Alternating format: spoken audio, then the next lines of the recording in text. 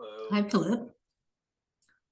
Oh boy, my God, setting got messed up, so now my whole room is visible. Oh no. Oh, Oh yeah, I have mine blurred out here. I'm at my house, so that's good. This is the I one had, that I still am unpacking. I had it set up so it wouldn't all be visible, but it is anyway. Mhm. Ah,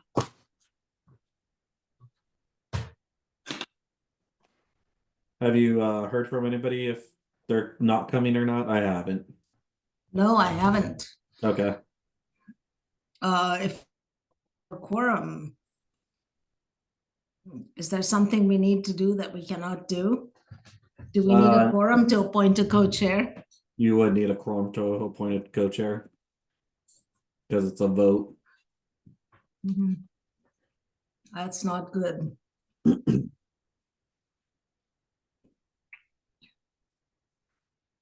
Well, I know Jacinta is around.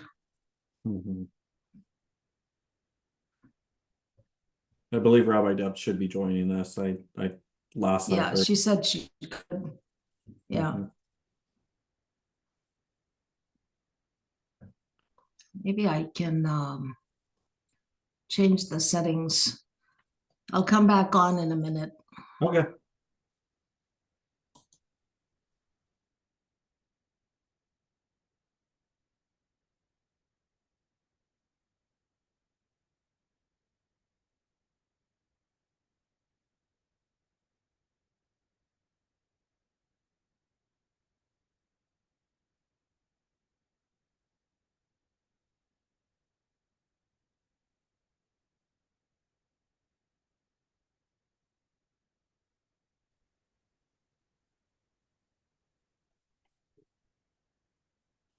Hello. Meeting. Greetings, folks. How are you? Good. I'm gonna go on video because I just got home and I'm eating my dinner, so I'll come back after I'm stop chomping. Well, that's the reason that I ate early. I thought I'll come in here and look smooth. Yes. Yeah, I got out of the office, ran home, ate, and here I am. So I definitely did that too. My 14-year-old will keep me on track to Yeah. make sure that we're eating.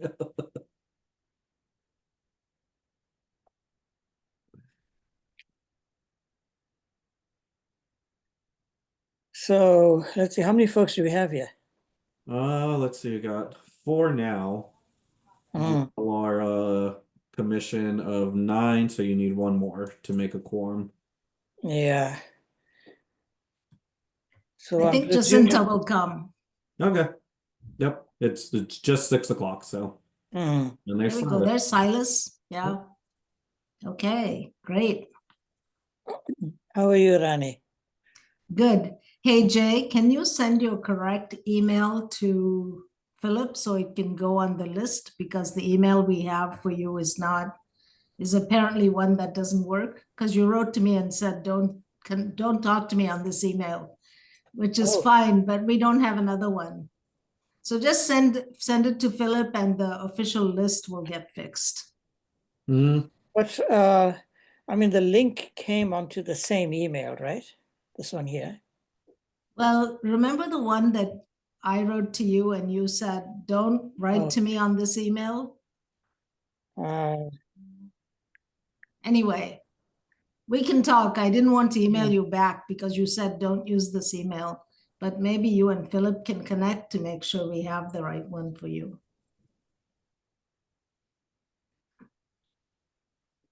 yeah, I think that the one that I'm using right now for the town is J Pillay 66. I don't know that you were being You don't want recorded to, right now, so I don't know that you want don't, your don't email. state it. Yeah. Yeah.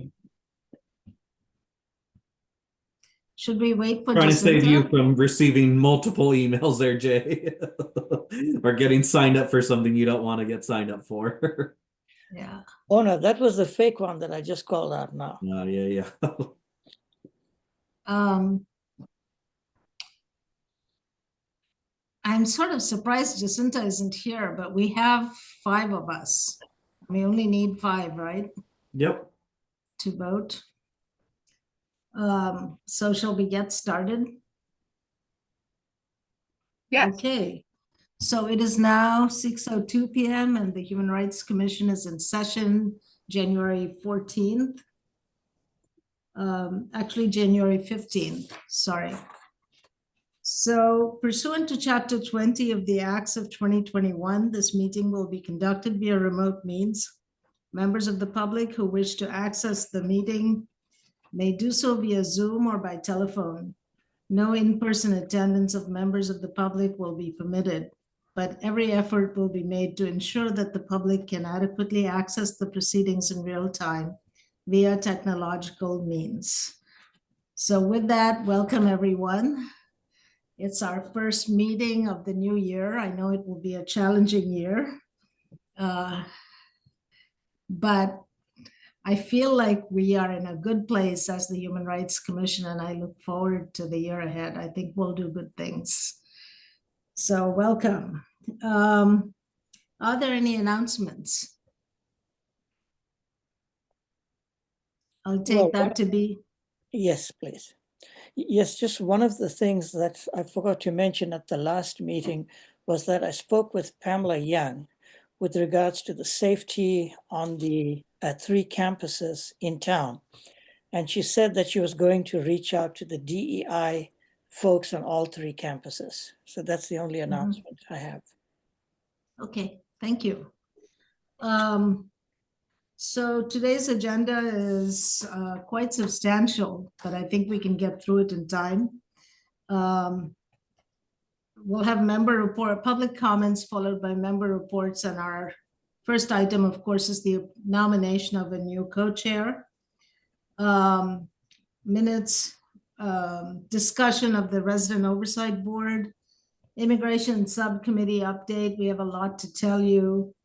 DEI updates, and then discussion of the proposal that was made at the last meeting about a town council refugee and asylum applicant resettlement commission. And we'll have public comment again and close for the day. Are there any additional agenda items? I will again take that to be a no. So let's go to public comment. Is there any public? Is there No, anyone in the public? No. there's no one in the audience. Okay, great. So then the first agenda item is member reports. So let's go with, are there any reports? Hi, Jacinta, welcome. And Deb. No reports. Okay. Let's move on then to our first agenda item, which is nominations for a new co-chair. I believe we already have 1 nomination. Is there anyone else who wants to nominate yourself or someone else?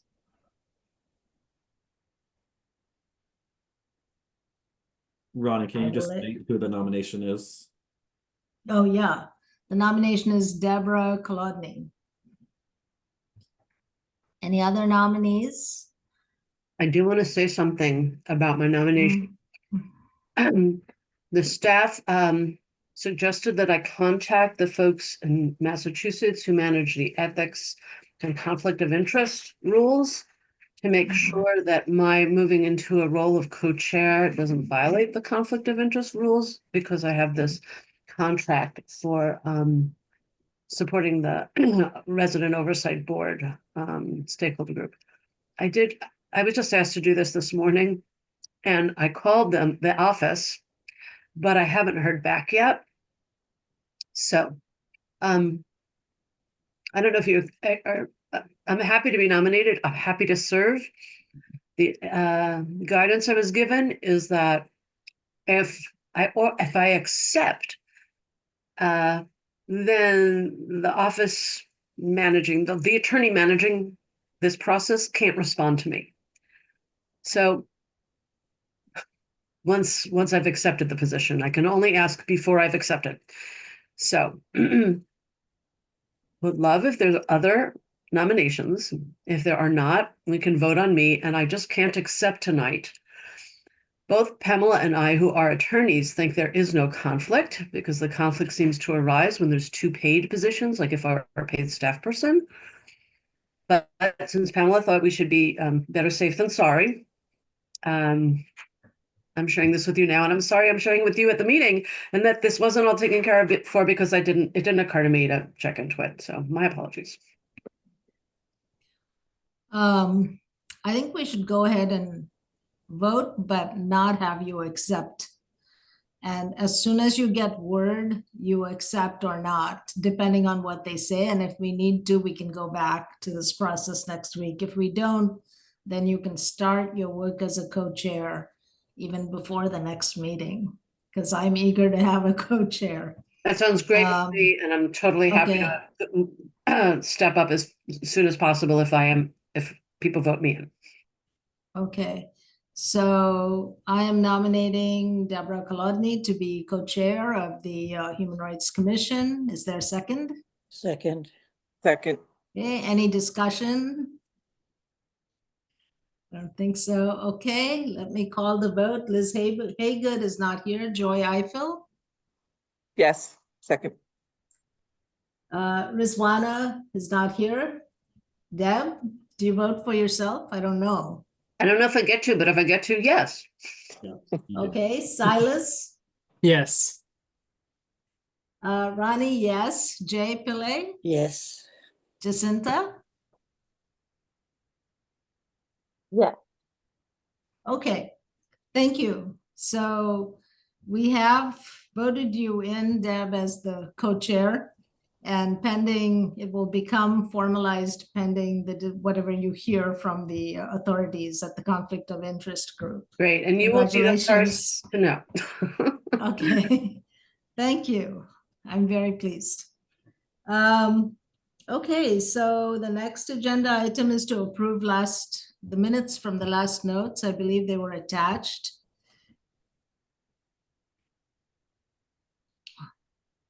So can somebody else make the proposal to approve the minutes? I propose to approve the minutes. Second. Yes, thank you. Minutes are approved from the last meeting. Next item is the Resident Oversight Board update.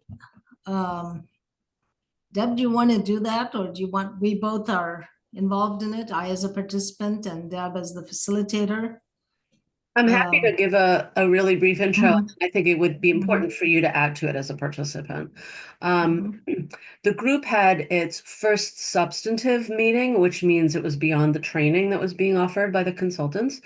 And I have to say, I think it went wonderfully. There were fantastic questions asked about what kind of model would best suit Amherst. Very robust discussion.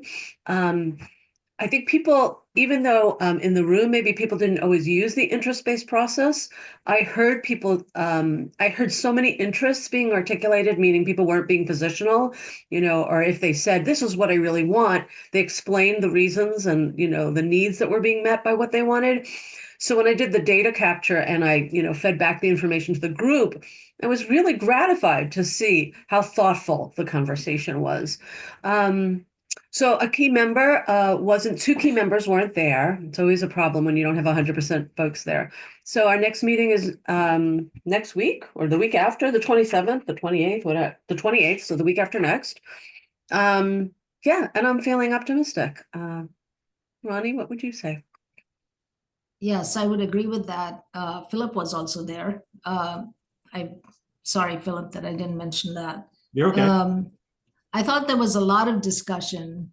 There was a lot of thinking. It was the first take on, I think I told you we'd been learning about these different approaches and the history. Yeah, I'm really interested to see where it goes because we have strong voices. People are open. We have a tough facilitator. So it was very enriching.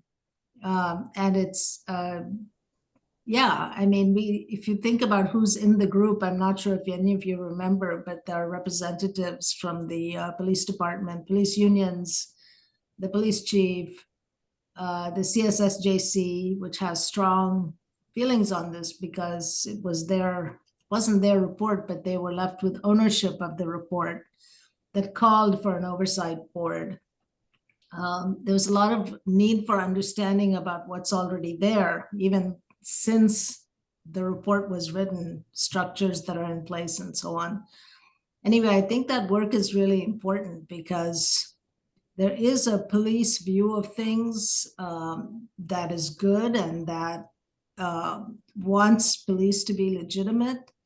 And there's also sort of Amherst's own standard. And I think what we're challenged with is coming up with what's our standard. So it'll be interesting. I think it's time well spent and hopefully will benefit the town in the long run. Philip, did you want to add? Yeah, Philip?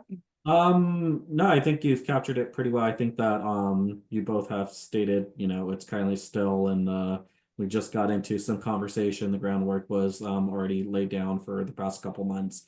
And I think the months moving ahead will be interesting. I think on my end, and I will share this obviously in an email, I will be gone on the next meeting there. I have a funeral to attend. My grandma recently passed away, so I may be able to join by Zoom, but we are working that out right now. But that is the situation on our end. But yeah, I think that overall the group is going well. And I think that one thing that you said, Deb, that I think people are coming forth with kind of what it is they would like to see and where some middle ground can be, made and had. So it's very promising. The only thing that I thought of to add, oh, and by the way, so you all know, when Pamela and Philip are both in the room, when they can be, and so if one can't attend, then the other one. So the DEI office is represented no matter what. Don't worry about that. What really struck me was because it was the first time anyone from the police shared thoughts substantively, and it was really clear that they weren't saying, we're blocking this. It was really clear that they were saying, this model is the one that makes sense to us. This model doesn't make sense to us. And they were very clear on their reasons. They weren't like being positional or hard ass or whatever. So for me, that was music, to my ears, thinking, yeah, there really is middle ground and we're really going to find it. Any questions on the ROB? Okay, I think it's going to be a long process, so you'll hear more. Next item is the Immigration Subcommittee. We had hoped to meet just in the last day or two, but we didn't. Jacinta, why don't you go ahead and then I'll add to it from stuff that happened today. And then Deb, you can join in. Yeah, I guess recently, since our last meeting in person, or I don't remember if it was in person or via Zoom, we kind of decided with the holidays that we were gonna relax on sending resources for the time being, just because it's such a whirlpool of family and other issues. Well, just like day to day like picks up with the holiday season. So I just felt like we did a lot for those 3 weeks, 4 weeks between October and November. And between November and December, we could kind of just like, yeah, realize and understand that we weren't going to be as in touch as we were before. And then starting in January, we would evaluate what the issues are that we need to deal with. So I know Ronnie brought up that she hasn't seen as many red cards in Amherst, and that was something that we brought up at the retreat and also in our subcommittee meeting. So maybe how we could move forward addressing that and distributing them. And then also certain legal matters that if you want to talk on. But the sort of big question that we have is, should we dissolve the subcommittee and bring the bigger agenda items to the committee, since we kind of like the resource page is already established. And we know how to like share resources to each other that way. I would only add that by the time it got to be near Thanksgiving, we were exhausted. I mean, we had done so much research, we had talked to so many nonprofits, and it just seemed like we weren't finding the legal support that people need, which is really sort of the bottom line. If you're detained, you need to be able to go to a judge and make your case. And you can't go before, well, apparently you can go before a judge without a lawyer, but you need a lawyer to go to a bond hearing, what they call a bond hearing. The only thing I wanted to add was that, on the red card, I spoke with Martha Hanner of the League of Women Voters Racial Justice Committee. And she said that Javier, the expert from ACLU himself, does not carry the red card. He carries a different card.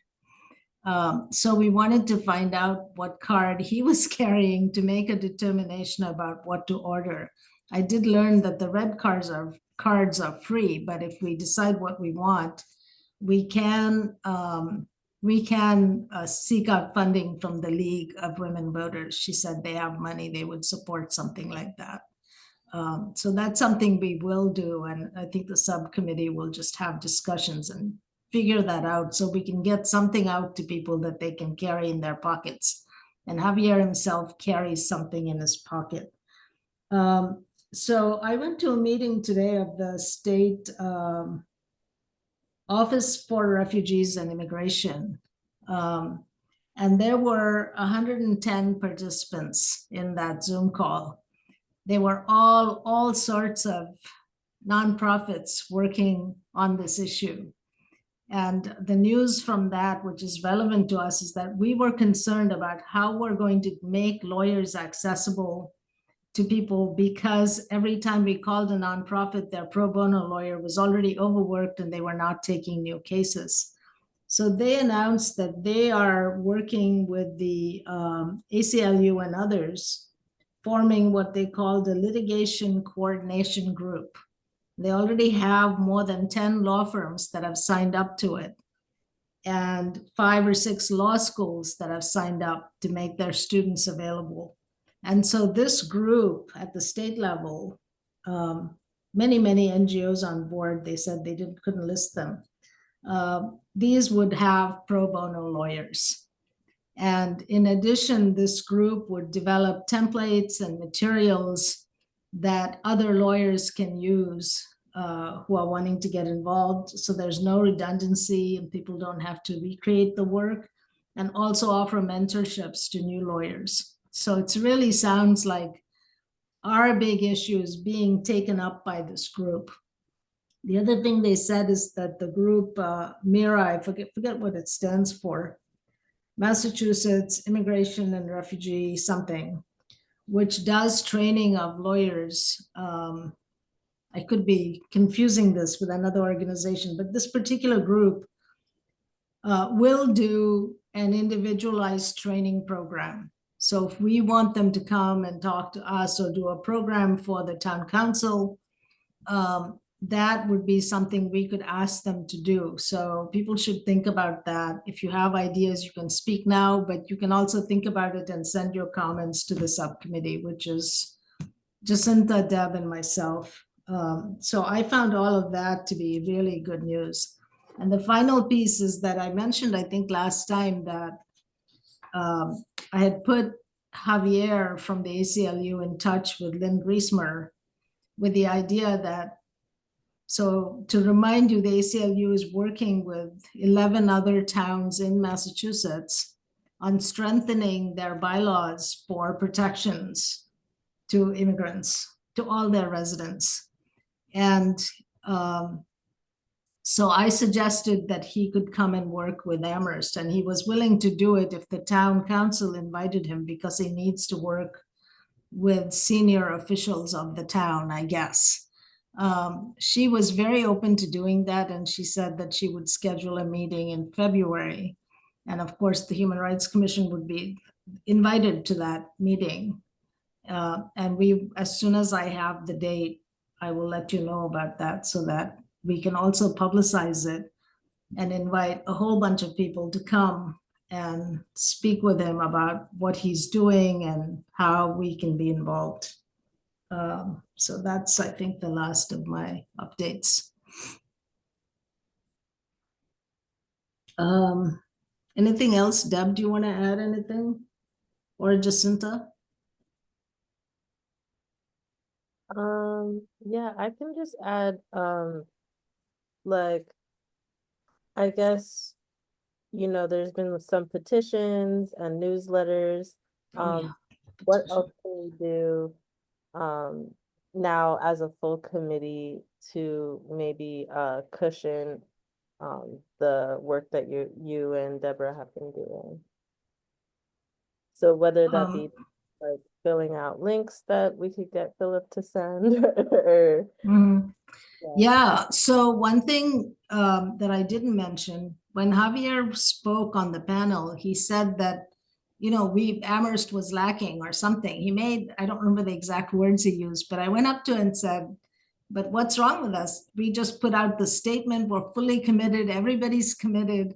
What more should we be doing? And he said that one thing that we need to do is to be more transparent in our communications with Homeland Security, and that we should be asking for information to be openly available about any contacts that the town has with Homeland Security, any and every. So I mentioned this to Philip, and he found that we actually already have a bylaw that allows us to ask for that information, but it requires 3 signatures. So, we got 7 just because everybody wanted to sign it. And I dropped it off at the town manager's office yesterday. I wanted to give you all a chance to sign, but I think Deborah and I were the only signatories from the commission on it. So that's what that letter was, a chance for you to sign on to it, but it's not a big deal. We only needed 3 signatures. And it calls for this information to be made available within 30 days of the letter. So I think to your question, Jacinta, once that information comes out, I think that'll help us think about, our particular context and what further action we can take.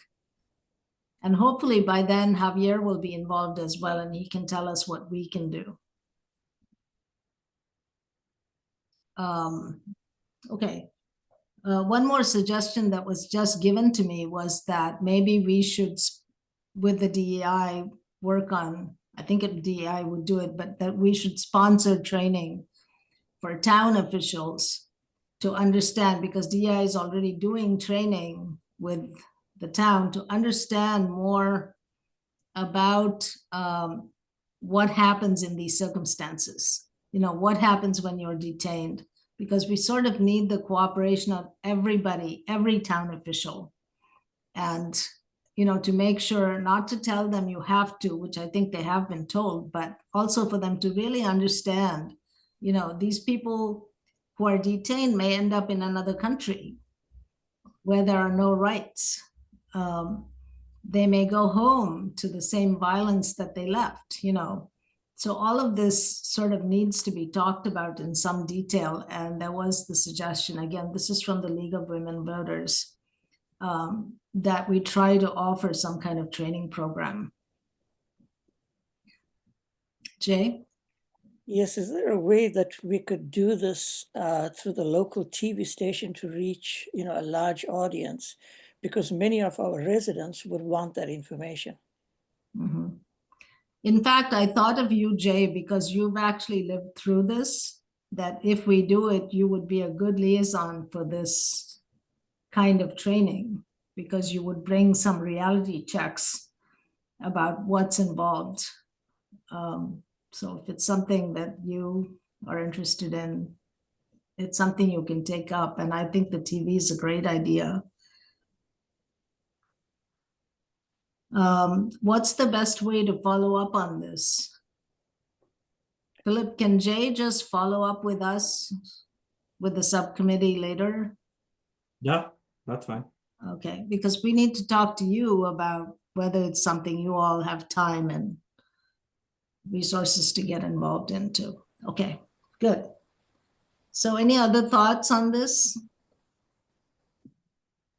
I want to say, I'm sorry, I know we said we finished, but the fear in people, there's something that was said to us by the ORI people at the meeting today, that we have to remember that what they're expecting, and in fact, they used to have monthly conversations, but they're making it weekly starting next week because they think word will come down. And early on, what they're expecting is that the new administration will take one or two steps that are horrific.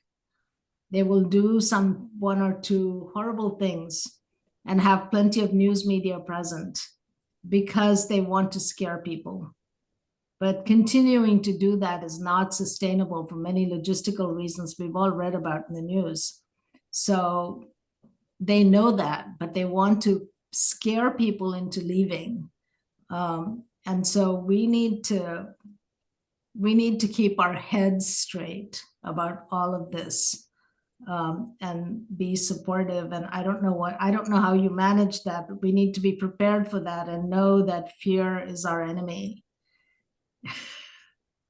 I just want to say, this beyond my work helping, pull together resources for the subcommittee, I'm personally putting my energy into volunteering with the Worker Center, which is an organization that's led by and works on behalf of the undocumented immigrants in the area. And if that's something that's interesting to anyone, you can check out their website. They do amazing, amazing work. And I also attended a webinar for the Jewish group that's working in support of undocumented immigrants, and decided I can only really work on this one issue with one organization. So I'm really like putting all my marbles with the Worker Center. And really the only thing I want to say is, not only are there lots of immigrant rights organizations doing great work, there are some of them are right here in Amherst, and some of them are like 501c3s, and some of them are groups of volunteers. And so the HRC, I think, is really an amplifier, and we don't need. I think we can rest easy. And I will just say that coming from Portland, Oregon, where it was such a nightmare during Trump won, I know what it takes to organize well, and I'm just so impressed. I'm just so impressed and grateful, and really grateful. Jake? Yes, one of the things that, I don't think that we spend too much time on are the intersections among UMass, Amherst College, Hampshire College, and the town itself, because those who work there during the day, and they may leave and live in other towns, are in the town of Amherst and would need refuge during the time that they are in the town. And while they may have their own campus security, I still worry about the safety of those faculty members, the staff members, and the students who may come from different parts of the world. And they may be, sitting targets for that. And while we may talk about the town itself, the fact is that those three institutions are physically in the town. And so what can we do to ensure that our commission has a deep reach and deep, interconnections with DEI and those folks there, so that they are not harassed as well, while they are just going about the work. And, we've already seen, the scare tactics. There was the Muslim ban, I think, on day one under Trump 1. And I, fully expect something, I guess, atrocious to be happening again, on day one. But like Rani said, that is not sustainable, long term for all kinds of reasons. However, something is going to happen. I don't know what it is. And, during the, campaign season, we saw that they were, picking out, Haitians, Asian immigrants who were here legally in the country. So what other groups are they gonna, pick out? And I mean, there may be Haitians who may be on the faculty, on the staff, who are students. And I don't know about the safety of these students and the faculty and the staff. So, I mean, somehow I think that we need to reach them, rather quickly, because, January 20th is upon us. What can we do? Yeah. So, I mean, that's my big concern, and I share that with, Pamela. And the, complication about UMass is that they have so many DEI directors. There's one attached to one school, there's another one attached to another school. And then there's one attached, I think, to the chancellor's office. And then Hampshire College has one, I believe, and then, Amherst College. But I think because of the PVTA bus system too, and they have picked up people, like in Northampton, they could just follow the PVTA bus system. So I guess that the other two schools need to be in on the, should be in the know about what is going on as well. So it's not just those in the town. So anyway, those are my, I guess, deepest concerns. And I mean, this is, I guess, an, education economy. And so much of that, revolves around, the presence of these institutions. And so there are a number of stakeholders and their safety that will be threatened in all of this. I don't know how to coordinate these things. Silas? Yeah, I just wanted to bring out, I work at Smith College in Northampton, and I can't speak much to the details, but there's a group essentially that is working towards offering support for members of that population who may, face kinds of concerns that you've brought up. And I can see what context we may have with UMass Amherst. I don't know if Jacinta, you have any insight on what Amherst faculty or staff are doing, but I do know that at Smith College, there is certainly an effort, and it is not necessarily tied to our DEI office due to the kind of legal things that have to be navigated to really provide great support. And so I can look into that, but if others have insight on UMass Amherst and Amherst College, that'd be great too. Yeah, I mean, there was just one thing was that I, made a call to, Deborah Ferreira. She's attached. Well, she was with DEI, and then I think she, moved to another office, but she's connected to the chancellor's office. They're involved with, justice and those kinds of issues. And she told me that UMass already lined up a number of lawyers for exactly these kinds of issues. But that is still concerning to me, because when you have lawyers, it's often, sort of like a reactive issue. Like something, bad happens, and then the lawyers show up to try to undo the bad stuff. So I don't know what proactive things can be done, such as, trying to get all the faculty, staff, and students on campus before the 20th, let's say, things like that. Yeah, I wouldn't dismiss the access to lawyers. I did learn that at some, at a few places only, that as anyone working for or a student of that academic institution would be given access to a lawyer.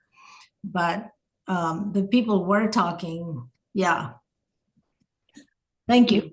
I'll stop there. I won't go on, but I think you're right. Yeah. I wonder, Philip, do you know anything about the town's university connections? Because I know the town manager has regular meetings with the chancellor, maybe somebody, but I don't know what they talk about. So I wonder if this is an issue that we could introduce and find out if we can have contacts.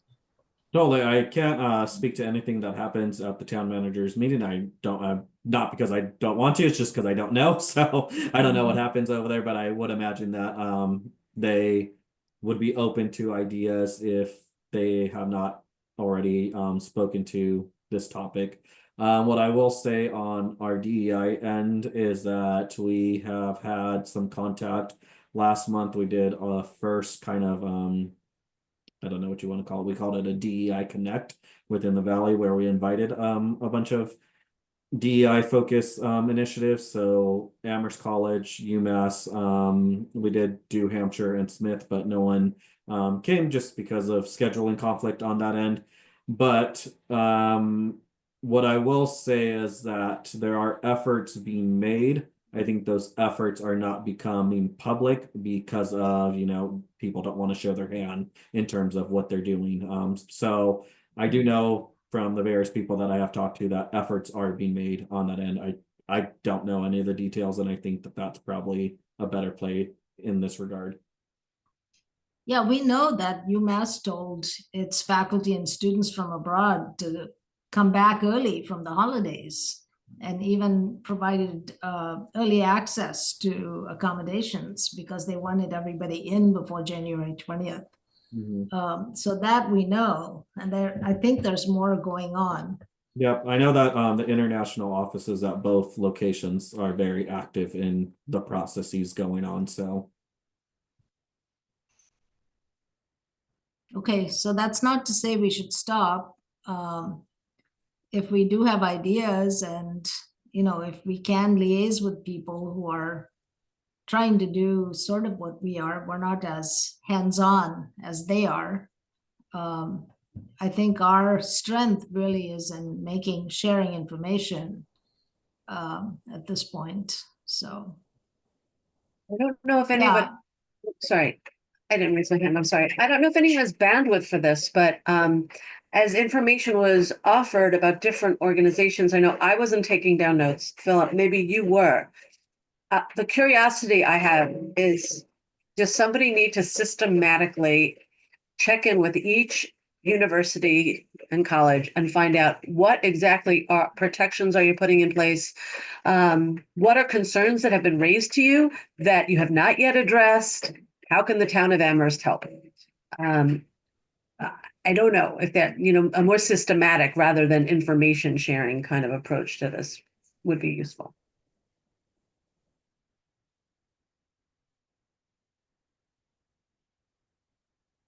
I think on our end, all I can offer is that we definitely have like amped up our communication with Amherst College and UMass. We have a meeting with the UMass people tomorrow. It's DEI office and I believe international studies. So I think that we are just trying to be as communicative as we can with one another as things come about. But certainly if the commission would like to reach out, I can do so. Mhm. I don't think that anybody needs to reach out in addition to you, since you have a meeting tomorrow. Right. Maybe you could use that meeting tomorrow to say, what protections are you putting in place to make sure we have the whole, panoply of strategies, and what concerns are being raised, and are there gaps, and is there any way Amherst could help? And then when your office meets with the DEI offices of the other two colleges in Amherst, if you could ask the same questions, so I don't think you need to do something in addition. Okay. We need to do something and be, running and then run around you. No. So the one other, since we are talking about this, the one other area that we have not covered is the schools. Schools are really important because they are the safe spaces. And I know at the league, there's been this question about how the community can be helpful. If, Javier's very knowledgeable about how schools can protect the kids in there. But if for some reason on a particular day, let's say they cannot leave at 3 o'clock when they normally do because there are ICE officers outside and we don't know when they're leaving, what is the school going to do with the kids? And, there are so many community volunteers. Should we be working on having volunteers bring in dinner for them, or snacks, or volunteers who can come in and out of the building and not fear and not be arrested. So I don't really know. I have said that we have not discussed the schools, The only person I can think of in our group, apart from Liz, is Joy, because you have kids in the school system, right? Have they Actually, said not- anything? Not anymore. My youngest just graduated, so. Oh, okay. Yeah. So that's one area we have not really looked at, but I think if we get Javier to work with us, he will really focus on that because schools are important areas of safety. I Um,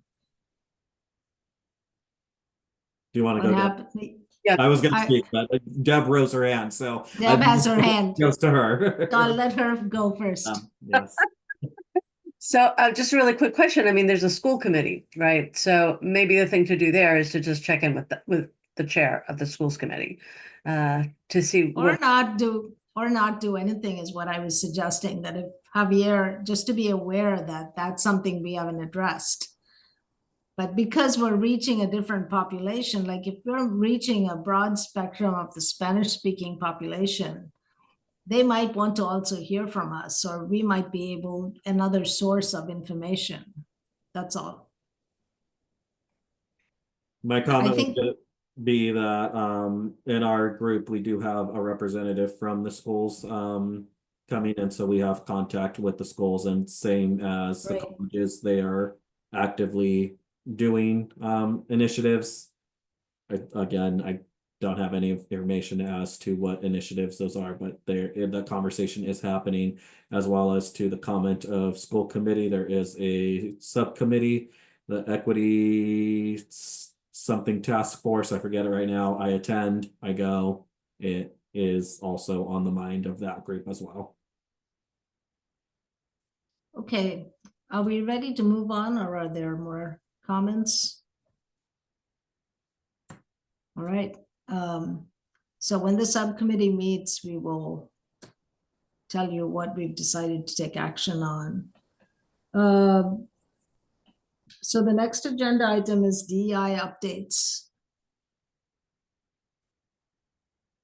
I am just writing down notes so that way I can make these meeting notes just a little more efficient on my end. But all right, ready. So updates that I have is that we have an event coming up next Tuesday, January 21st from 6 o'clock to 8 o'clock. It is a part of our Becoming Beloved Community series. It is a national one that we are doing. So it's a National Day of Racial Healing put on by the Kellogg's Foundation. It happens every year, the day after Martin Luther King Jr. Day, and it is a day to kind of, get together, build community. The whole aspect of this event is really, you'll come in, you'll get a table, and the conversation, there's prompt questions, but the conversation is really meant to get to know your fellow community members. So we've been advertising that. Hopefully you have seen it, and this is not the first that you're hearing of it, but if it's the first that you're hearing of it, we welcome you on Tuesday. If you would like to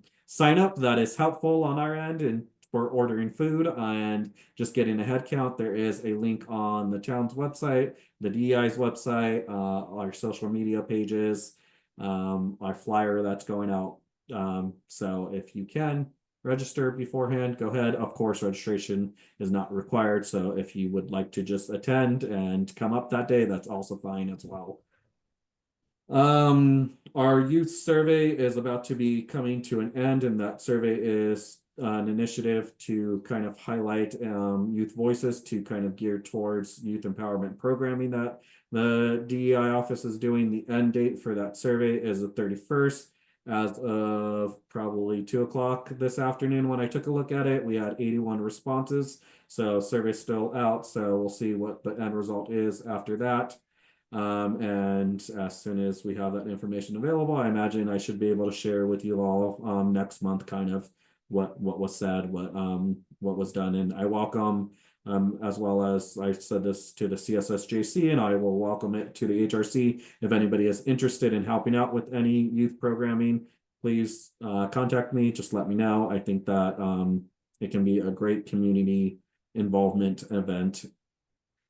With that said, for the sake of having some type of programming coming up in the spring, we did move ahead with a youth entrepreneurship workshop, and so that workshop is more of a maker's market model. Oh, that was a couple M's to where it's going to actually be connected to the Amherst Global Village Festival, where we will have youth come in, my son being one of them, where they'll come in, make a whatever it is they would like to make, and then sell it at the market. So it's really going to teach kind of basic understanding of concept, model, and then product. And it's going to be followed up by a rec department, more camp, that is a NIFTY, and I forget what NIFTY stands for, but it is a more in-depth 101 business where, okay, you got your feet wet selling something. If you're still interested in moving it forward, what can you do? So we have that coming up, and then that will be in March on every Saturday from 10:30 to 12. And then, so that is up live. It's not on our website right now. I will put it on our website tomorrow. That is on my task of list of things to do. So if anybody knows any youth that are interested in kind of doing that, I mean, the way that I convinced my son was, hey, you might make a couple of bucks. And so he said, okay, I'll do it. So, if you need a tagline, that might be a good one. So in April and May, we are going to be having a Zoom workshop, as well as kind of a hybrid watch party of a Know Your Rights information training. More information to come on kind of the ideas and concept of it. I know one of them will be on bullying, and that is going to be put on through CFJJ, which is Citizens for Juvenile Justice. They're a group based out in Boston. They really highlight kind of youth information around knowing your rights. So I think that we'll be calling that series the Know Your Rights series, and our hope is to continue that as in the spring and then continue it in the fall. Last that I have is the Amherst Global Village Festival. Everything is kind of going as perfect as can go right now in the planning stages.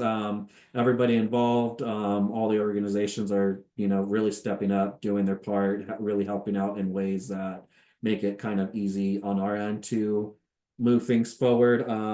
One thing that I will ask of this commission is if you know any vendors, any performers that are planning on tabling at the event and or performing at the event, if you can please just highlight the link that is on our website, on our newsletter. I could resend out the link if it's necessary. So that way, just it helps with my planning of, where people are going to be stationed at, as well as the performer schedule. That's going to be key information to where I already have to have directed people. You can text me, you can tell me in an email, but what would be most helpful is if you actually fill out the form, so that way I know who will be performing and being at the event that day. And then last is kind of volunteering in general. Any help with setup, takedown, just different things like that. I will be creating a Sign Up Genius list for help of the day, and it'll kind of have the categories, like help set up, time frame, what you can do during the event, what you can do after the event. And so I will highlight that in an email sent out to the commission first, and then I will most likely have all the organizations involved send it out to their various groups for volunteering. And last, as I've stated before, and I'll welcome again, I don't know if I stated it when Silas and Jay joined the commission, but if anybody would like to join the planning group that is getting together to kind of help with the initiatives of moving things forward for the Amherst Global Village Festival, please let me know. You're more than welcome to, and if not, I can meet with whoever on an individual basis as well. Our next meeting for that group is the 27th, right before I fly out back to California, and it's going to be at 3 o'clock. So if you're interested, just let me know and I will send you that link.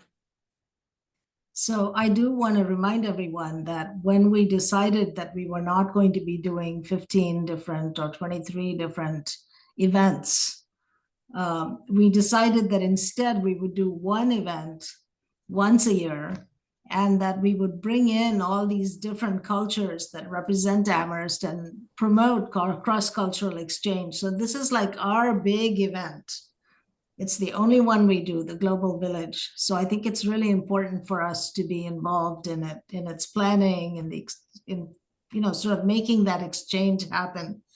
We propose that it would be richer to have that kind of exchange, a marketplace where people could get to know each other, people could get to know those who are different from their community, rather than celebrating each community separately. So this is sort of our thing. We are not going to have any more events. So I really would encourage you to get involved. And there may be, specific areas that you could become that you could help with. So that's just my plug for that Global Village thing.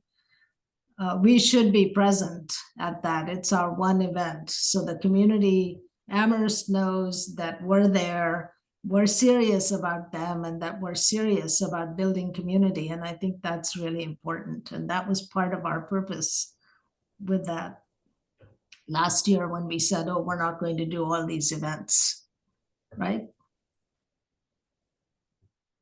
That makes a lot of sense, Ronnie, and thanks for that. Philip, I would like if you could to include me on that email invite for the 3 p.m. on the 27th. It is during the workday, so I'll have to see if I can shift my schedule, but I would like to help support where I can. Yeah, great. And We like I already said- thought about you, Silas. Like I said, Silas, too, if it makes sense for us to meet individually and me catch you up on things and all that, just let me know and we could schedule, and I'm flexible. I can meet up the night or the weekend if needed. Awesome. Thank you. Okay. Well, you don't have to volunteer at this moment, but think about it. Especially when the chart comes out, that's when I'll be able to say, okay, I can do these 2 hours or whatever. Okay, so now we're moving to the proposal that we heard from Vince O'Connor at the last meeting. Was everyone here present at that meeting? So he had proposed that, he pointed out that there are lots of things that can be done by the town of Amherst that are not being done, such as using overhoused people's volunteer spirit to accommodate people who need homes or who need a place to go. And he proposed to do this through a commission that would involve a Refugee and Resettlement Commission that would involve a couple of town councilors and others. It was quite a detailed proposal. And I'm afraid I'm not going to be able to describe it in detail. But the idea was that there is need for a refugee and resettlement sort of point of contact for Amherst, except he was thinking of it about more as a commission, a big thing, not a singular point of contact. And he asked us to support that and offer our support to the town council for that. So I think it's important for people to have read his proposal, and unfortunately it wasn't part of the attachments today. Deb, can you say more about that? Well, actually, I wanted to jump into discussing it because that attachment did go to everyone last month, and Okay, great. also heard presentations from both Vince and a friend of his who's a professor. So I think I want to ask that we discuss. Okay. Robert's Rules of Order is not my specialty. I usually work with consensus decision making. Do we need to vote and then discuss? Because my inclination is always to discuss first. To discuss, yeah, so is mine. I think It's we to should dis- just, I think it's okay to discuss. I know some people feel you have to introduce and vote on it before you can discuss it. I think we should discuss it and then decide whether we're going to take a vote or not. So I have many thoughts. Number one, you almost said this, Ronnie. I think having a singular point of contact makes sense, but I think having a 15-person commission, which is what he suggested, basically, I mean, bottom line, whose purpose was it would be to find housing, to recruit people who are housing abundant to do the housing, is doesn't flow with how governments work, with how towns work, with what commissions do. I think the instinct to provide that is fantastic. So I don't think a commission makes sense of 15 people. I think if the DEI office or some other entity was willing to have a contact person to liaise with the Catholic Charities and with the Jewish Family Services, and I think there's a third refugee assistance organization in town, and find out how the town can help, that makes way more sense. It's like, ask the impacted people. Don't go running into, fill a gap that you don't even know if that gap actually exists. That's point one. So I like the idea of a town employee just doing a little reconnaissance. Number two, the intelligence that I've been getting from refugee assistance organizations is that the flow of refugees is shutting down January 20th or maybe January 21st. That's part of Trump's agenda. He's going after the undocumented and he's closing off the pipeline for refugees. So this moment doesn't seem like it makes sense to ramp up an extravagant infrastructure, heavily, labor-intensive infrastructure. At the least, we should wait for a couple of months to see again what the refugee assistance organizations are saying about what it is that they need. And finally, I have a lot of friends who are in that circle who are providing housing for refugees. It's like there's a system already in place. And you heard me ask questions about this to Vince. Did he get in touch with those refugee assisting organizations to find out, if they have people who need housing who aren't getting it? It's not clear to me that that's actually a problem. So, yeah, because there are people who are raising their hands and showing up. And what those people are saying now is they're shifting their gaze to supporting the undocumented because they think the refugee flow is gonna shut down.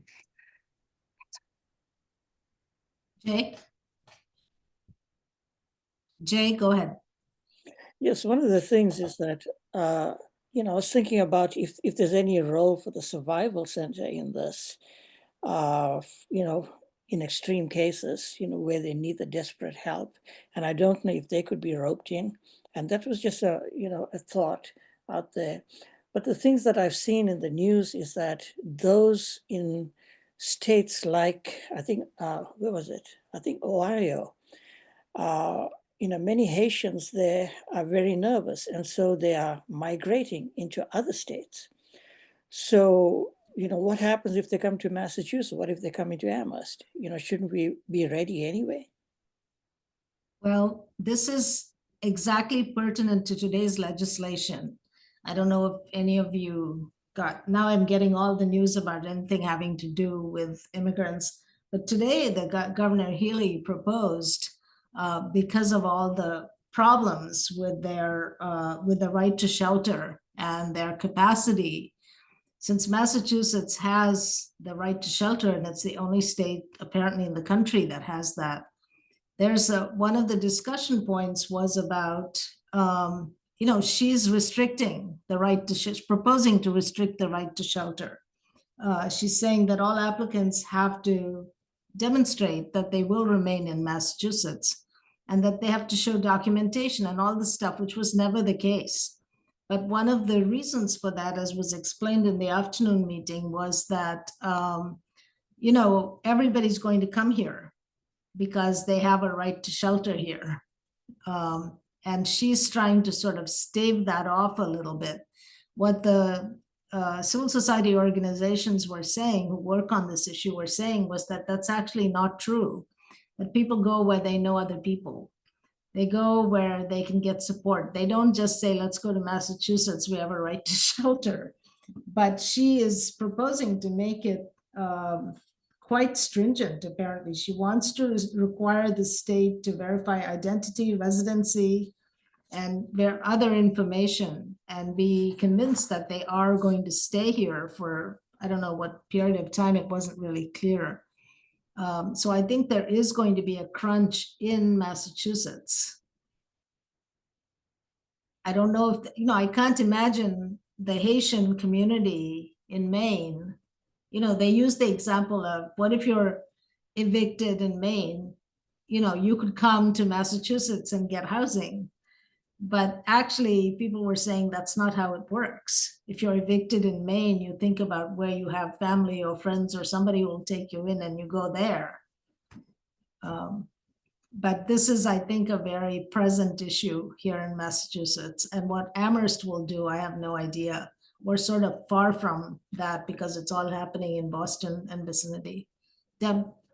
Yeah, once again, I just wonder if we could, what action makes sense, given everything you've just said, if any, given everything you've just said. And I think if refugees are leaving the places where they are and coming here, like a question that I have is, do those same refugee assistance organizations, are they like, do they go into that pipeline? Like, where do they go? Or they just show up, trying to get free housing or whatever? Like, it seems that if they're coming in as refugees, whether it's initially from their country of origin or at some later point, they have to go through one of those organizations, which means there are people on the front line. Like, it's not our responsibility to become the front line to ask Right, what to do. exactly. How to do it. I think it's important to keep an eye on this because we have, one of the things Vince pointed out that really struck a chord with me was that there are a lot of volunteers here who would take people in, but nobody's been asked. And part of it, of course, is laws around where people can stay and what conditions they need, what minimum conditions they need to have. It's not like you can just say, come stay with me. I mean, somebody in your family, somebody may rape somebody, as has happened in the shelters. There may be violence directed toward these people who are seeking a safe space to stay. So the state also has a right to protect them from that violence, potential for that violence, and have a sense of do some kind of due diligence for their safety, I think. So it's a difficult situation. So let me ask, does anyone have a motion to put forward about the proposal? Yeah, I'm still confused about the whole like legal. I mean, I probably would vote against this motion just because I thought that like the whole reason for there being a sort of like underground railroad for this kind of advocating for this issue is because of the legal implications for people who are citizens. So I guess I'm sort of confused how the potential of this to actually be like whether this is sort of just trying to bring up the issue and like the creating a momentum for what's to come and like having conversations later that this yes, that this committee as like proposal would bring up for the town council, like larger than this committee. I think it puts forward a lot of good questions. I'm confused about the actual like yeah working with Deb? yeah, that part. I think it's because it's confusing that he sent this proposal to us, which he intends for us to forward to the council instead of just sending it to the council. And I think it's confusing because it actually doesn't track with the need. And I think, in terms of legal issues, it's like the underground kind of hosting doesn't apply to this because refugees that come through those agencies are here legally. It's just that the housing needs to accommodate specific legal requirements. So it's totally different than housing undocumented people. And we had been talking about making sure that the undocumented who needed, safe places to be, that was really important, but it's not something we were going to do here at the HRC. Others were looking into that. So I think it's confusing because there's many streams of conversation going on at once. And because what he asked for doesn't really comport with what makes sense in this moment. So I would say, I would put forth a proposal that we do not accept this, or put up for vote that we do not accept his proposal, but we do some follow-up to find out from those three agencies, you know, what their what their need is for additional housing, and if there's any way the town of Amherst could help with that. You know, like start there. That's what makes sense to me. I support that as well for everything that Deborah you said. I think there are agencies, not-for-profits, that this is what they do. This is what they know. They have the infrastructure, they have the resources, the relationships. Like, why reinvent the wheel? Partner, approach them, like you said, too. Like, let's not assume that this is a need or a gap. Let's ask, right? And they would know better. And so, yeah, I agree 100%. So are we ready to go to a vote? There's been a motion to not accept this and a proposal in support, a second effectively. Are we ready to go to a vote, or is there more that people want to say? Okay, so then Jay, Yes, I mean, one last point before we even take a vote. Instead of saying that we just reject this, why can't we just forward this to the town council? if we forward it, it means that we support it. We don't forward, that is the meaning of it. And I'm not getting that support in the commission. I mean, we could go back to Vince and say, if you want to send it to the council, by all means, do some on your own steam. This is what we're going to do. We're going to go check with the refugee assistance nonprofits to see what it is that they need. I don't think if the HRC says yes to any request, no matter how flaming ridiculous it is, sorry to say that, not saying that this proposal is flaming ridiculous, like we will also lose credibility, then when we send something to the council that we have vetted, that we have researched, that we have worked on ourselves, we have less credibility. Yeah, I think our credibility is very good right now. And to me, it just seems a little unrealistic, and I'm not sure that it would address an issue. There isn't a clear issue that this mechanism is going to address. I think there is an issue, but I'm not sure this is the way to do it, or this is the issue to focus on of all the many issues that we have for us. So my recommendation would just be that we continue on the path that we're going, and that I think his request was that we forwarded it to the town council. And it sounds like there is insufficient support to do that. So there is a motion not to forward it to the town council. And as far as I understood, there was a second from Joy. And I would now like to call a vote on that. So Ms. Haygood not here, Joy? Yeah, no, I don't feel we should bring it forward. Okay, Rizwana's not here. Deb? Agree, we should not forward. Right. Silas? I do not think we should forward it. Okay, Ronnie, I agree, no forwarding. Jay? No, I think it is beyond the scope of our commission. Okay, Jacinta? I agree. I think we already decided our main two like overarching goals for the commission this year. And I feel like we should stick to those. Okay, great. So I guess, Philip, you will communicate that we discussed it and that was the decision. Okay, I was just about to, we wanted to communicate on that end of it. And then Philip, can you also let him know that either you or someone from the HRC will check in with the refugee organizations, and if nobody else wants to do it, that's something that I'm willing to do, because I feel like that's a sane response to, a legitimate concern that people get the housing they need. I can split it with you or whoever. Yeah, I think it's more than 3, Deb. Okay, If we're agreeing to check in with the Amherst-based organizations. So Great. maybe with Jacinta's help, between the two of you, you can divvy it up. great. Philip, is it appropriate for task work to ask you to get the names and phone numbers for the refugee organizations and then just send it and I will follow up with calling them? I can certainly do so. I'm not sure that I will have all of them, but I will work on that. Great, thank you so much. Okay, so we are done with our action and discussion items. Is there anything else not on the list? I feel like we got tons of work done Yes, so efficiently. I think I came in a little after member reports.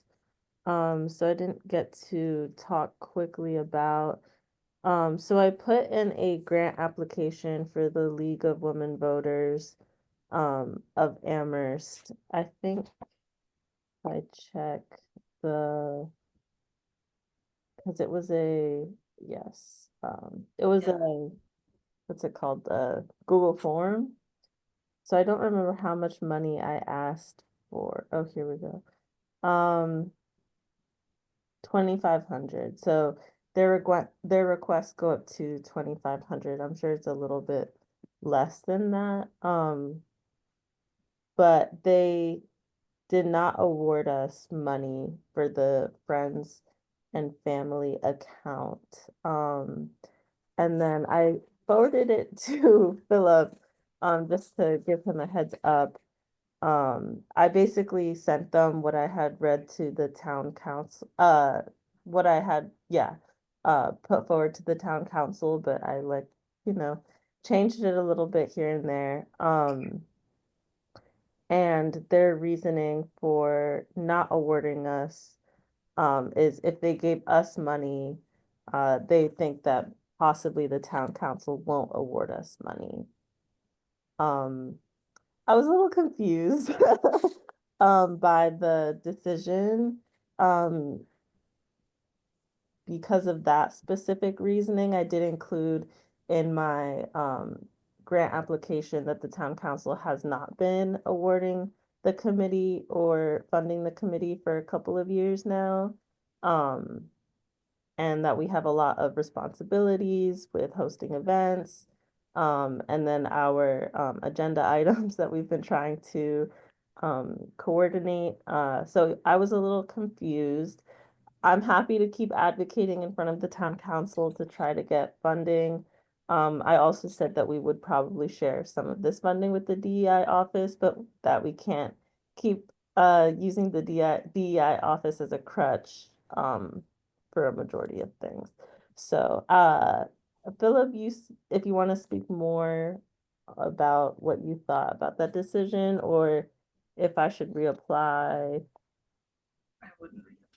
Yeah, I don't know about reapplying. I think that you spoke well to the decision. I think where they landed was in the email that you sent me is that if they fund any type of town committee, that the concern would be that town council would not give money or funding to those committees. I do think it was an interesting decision. That's my personal opinion though. But that's all I have to add to that conversation. So maybe I could just add that they did, you probably missed this, Jacinta, but in talking to the person who heads the Racial Justice Committee of the League, they did, of which I'm part, they did say that they did offer to fund the cards that we need to put out.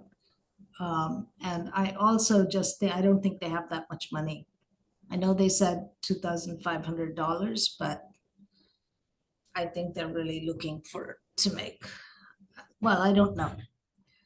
But yeah, it may also have to do with how you stated your request, because they have very clear guidelines about what they will and will not fund.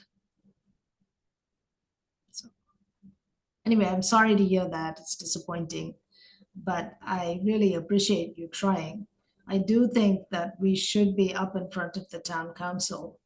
And I did, yeah, I think that they support our work, and that especially as we go forward into our agenda this year, starting with our 3-year plan, I think we should feel free to keep asking.